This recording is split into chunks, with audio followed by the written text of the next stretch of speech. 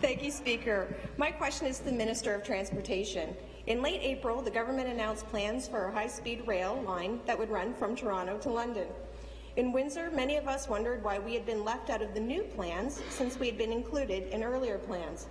Well, a couple weeks later, the election was called, and the Liberal candidate in Windsor West, who was also a cabinet minister, suddenly promised that the province would expand high-speed rail to Windsor after all. Now, with the election over, the government seems to have forgotten its promise to the people of Windsor. Once again, the government talks only of a line from Toronto to London, not to Windsor. Mr. Speaker, I would like a yes or no answer. When the government says it will open a high-speed rail line within 10 years, does this line include Windsor? Minister of Transportation.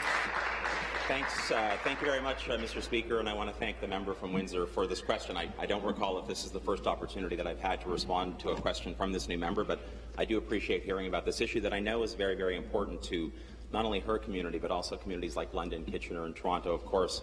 I think it's important to recognize, Speaker, that in order for us to accomplish achieving this kind of ambitious plan that we have for transit and for transportation, that it is important to recognize that we can only accomplish that if we have support for the budget that's before the House this week, Speaker.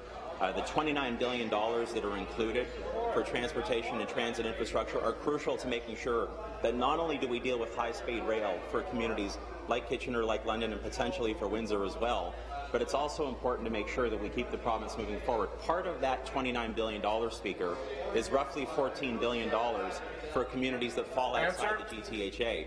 We are in the process, the ministry is in the process of working to complete the business case and launch the EA, Speaker. I look forward to talking to this member and others about how we can move forward with our plan to benefit her community and all other communities across southwestern Ontario. Speaker, Windsor voters were promised high-speed rail by this government, not another study. It was right there in big letters on their candidates' billboards.